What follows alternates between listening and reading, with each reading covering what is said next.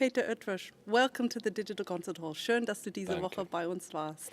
Wir hatten eine schöne Woche und eine ganz besondere Woche, weil es ist nicht immer jeden Tag, dass der Komponist sein eigenes Werk in eine Uraufführung dirigiert, wie wir diese Woche mit deinem Cello Concerto Grosso hatten.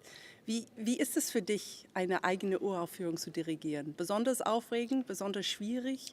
Besonders schwierig, also eigenes Stück, besonders in der ersten Probe zu dirigieren, ist sehr schwer, jedes Mal. Es kommt daher, weil während der Komposition man benutzt das innere Gehör, man hört das Stück, aber der Vergleich zu dem realen Klang, was in der ersten Probe entsteht, dieser Vergleich ist ständig blockiert eigentlich die dirigentische Tätigkeit.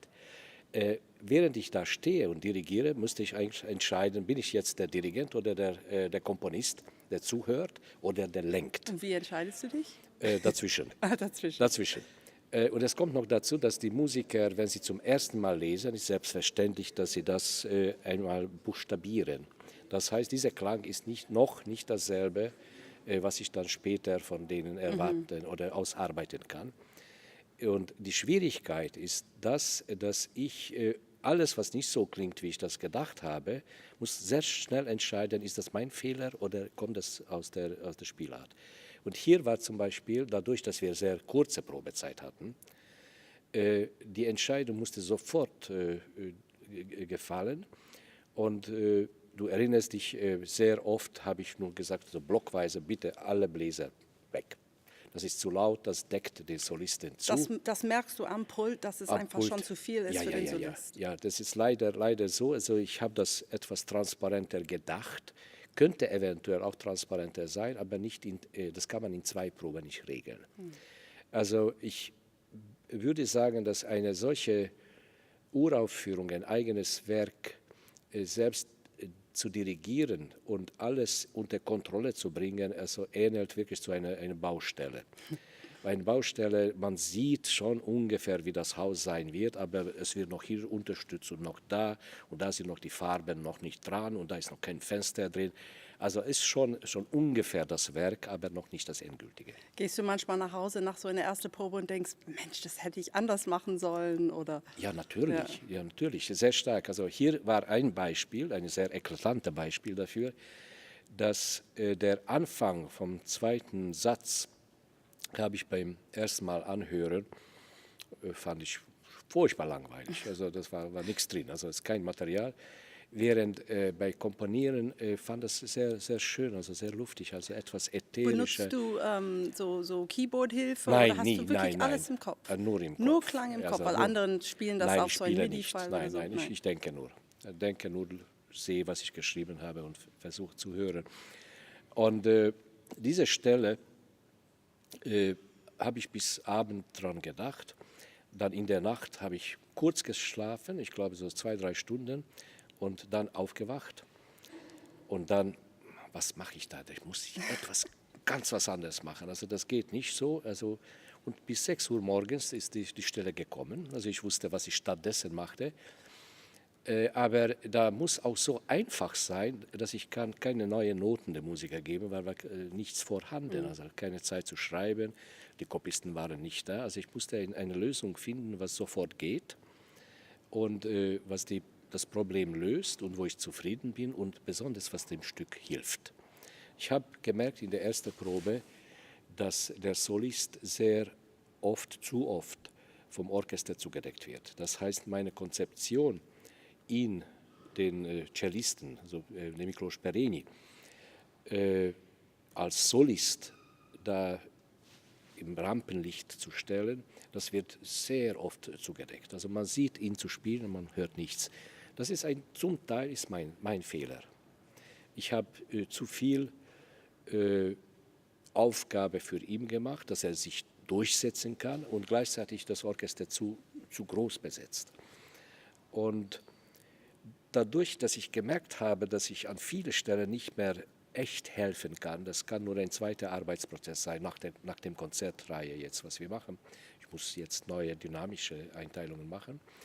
Die einfachste Lösung war, ihm ein kleines Solo anzubieten, wo er dann mit voller Pulle ausspielen kann.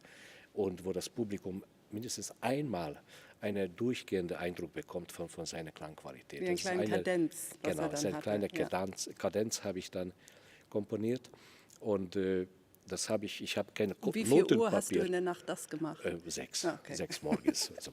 Aber ich hatte keine Notenpapier bei mir. Das ist jetzt sehr schön, weil ich habe sogar die Notenlinie selbst Das gezogen. werden wir und später dann, hier so absolut, ausstellen das im wird Archiv. hier, das Und wird, das hängen wir hier das auf, wird hier hier vor dem hängen, Bild. ganz Ja. sicher, ganz sicher.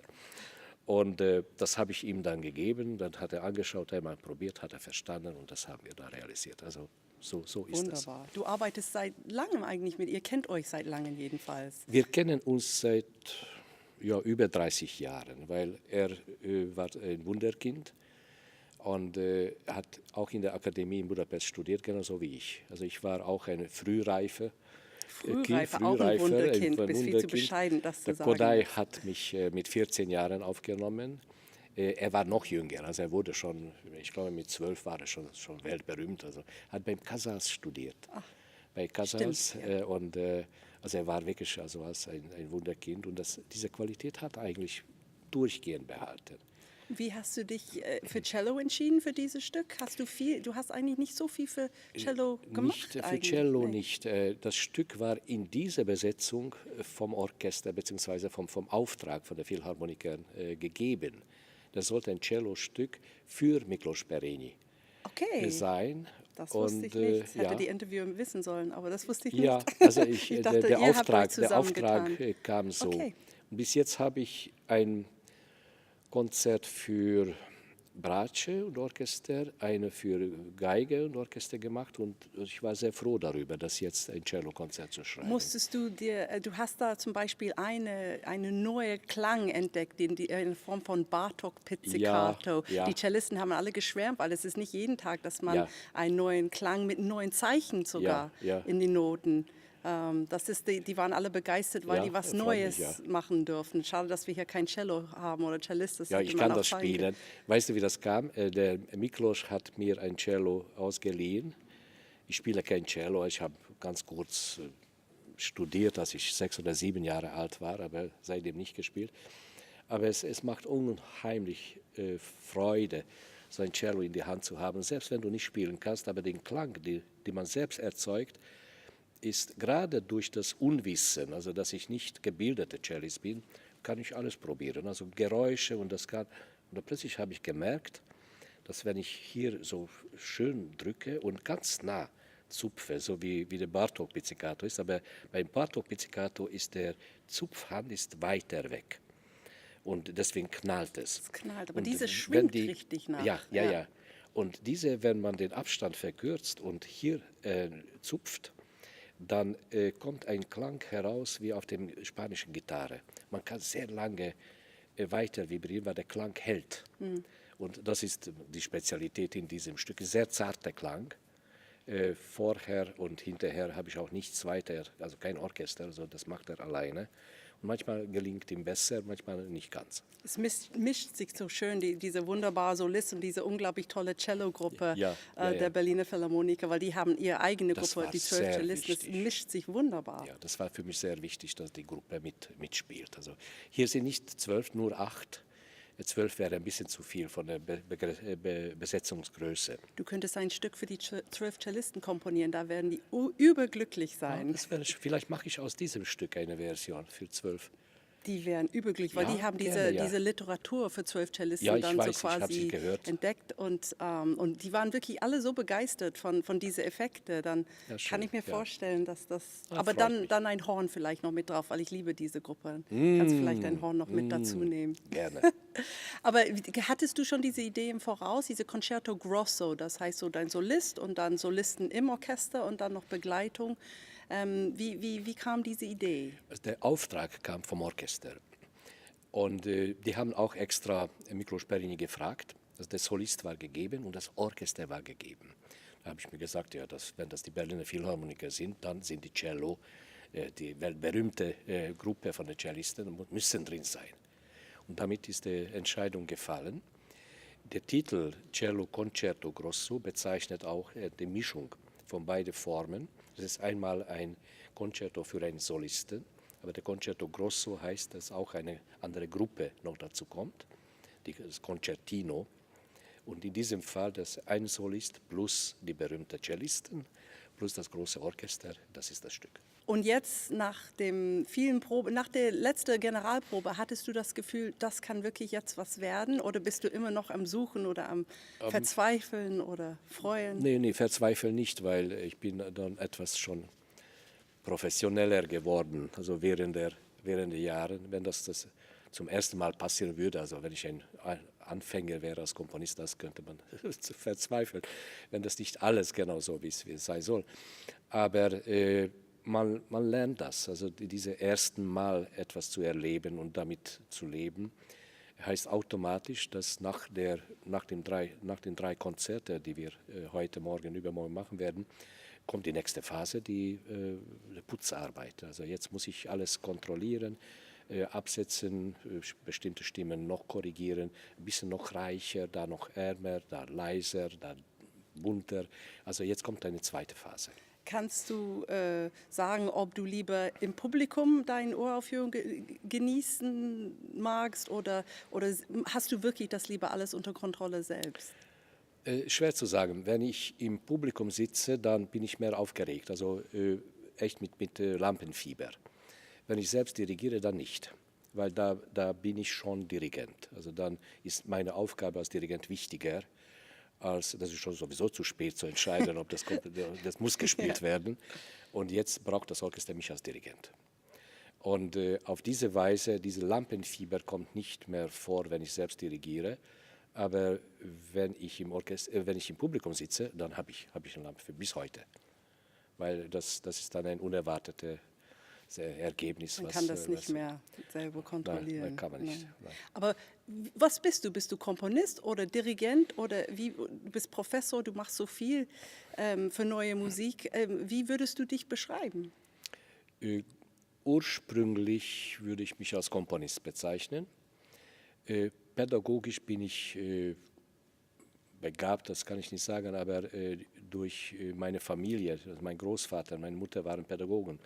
So ist die ganze Pädagogie im Blut und mache sehr gerne. Also ich unterrichte sehr gerne und arbeite sehr gerne mit jungen Leuten und alles, was ich kenne, ich spüre ein Bedürfnis, das weiterzugeben. Also das, was ich jetzt erfahren habe, das muss ich sofort zeigen. Also schau mal, so macht man das. Und dann kommt der kommt der Dirigent dazu.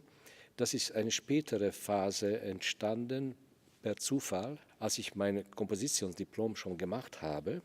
Da war ich noch zu jung, da war ich 19 Jahre alt und ich hätte in die Armee gehen müssen, in Ungarn. Das wollte ich nicht unbedingt.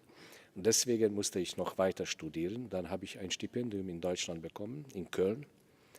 Und dort habe ich Dirigieren studiert.